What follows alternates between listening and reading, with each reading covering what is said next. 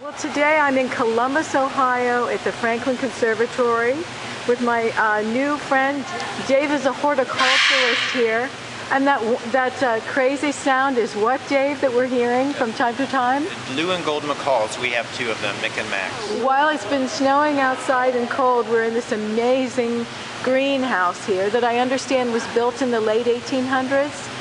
The original structure, the palm house and the show house, was built in 1895. Yeah. And the additions were built for Mariflora in 92. 2011, you are having a special orchid show. And you also mentioned that you started growing orchids when you were only 14 years old.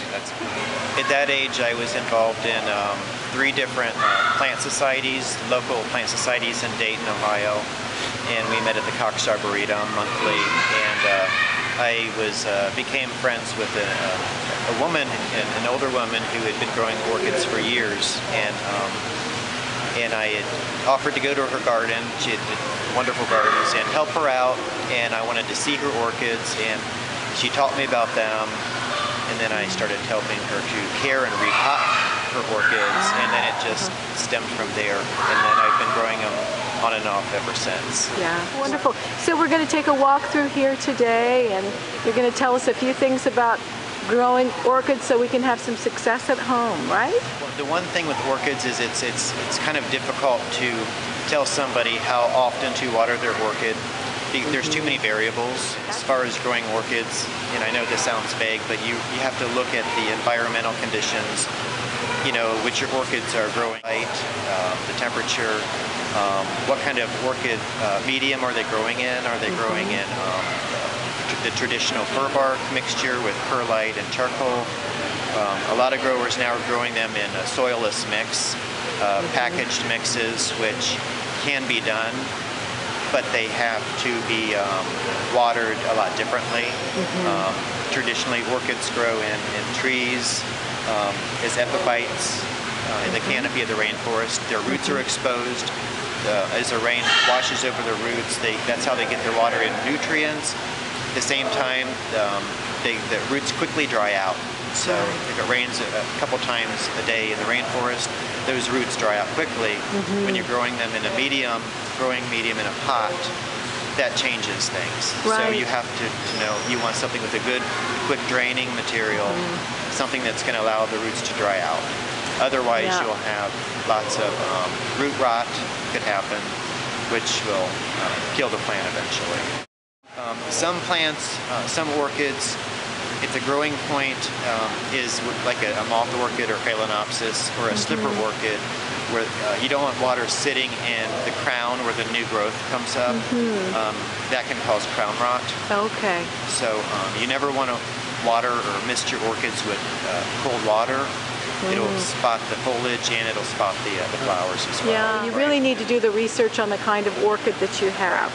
Exactly. Yeah. One of the cousins to the slipper orchid is the South American slipper orchid.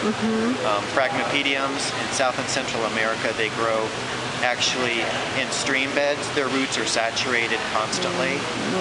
So to know that, you have to take those plants and make sure they get more water, or even sit them in saucers of water, whereas their Asian cousins don't like that. So again, it's very important to know what kind of orchids you have. A company who provides these living wall pockets, are you familiar with them? Yes, and, and so they're basically gray, I want to say some kind of felt material. The larger panels have 24 slots, the smaller have 12, and you just pack the pockets with the foliage, and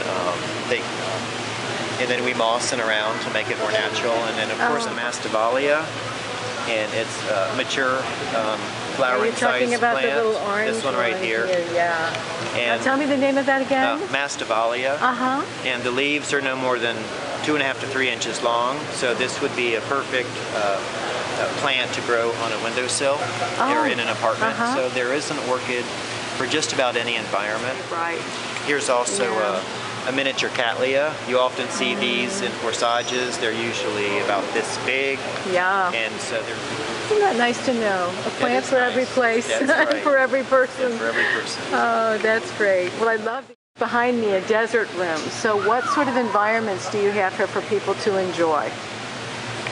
We have the Himalayan mountains, which we just walked through. A little chilly in there.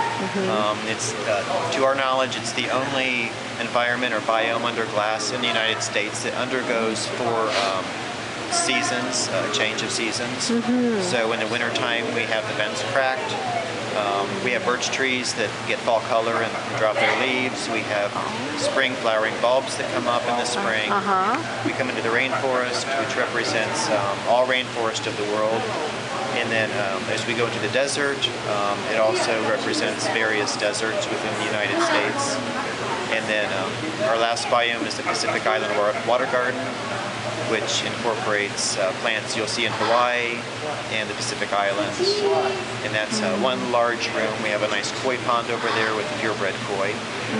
So that's a very nice room. And of course our historical palm house, which was built in 1895. That's right. Well, thank you so much for walking with us and talking with us. Thank you very much. Glad you enjoy it.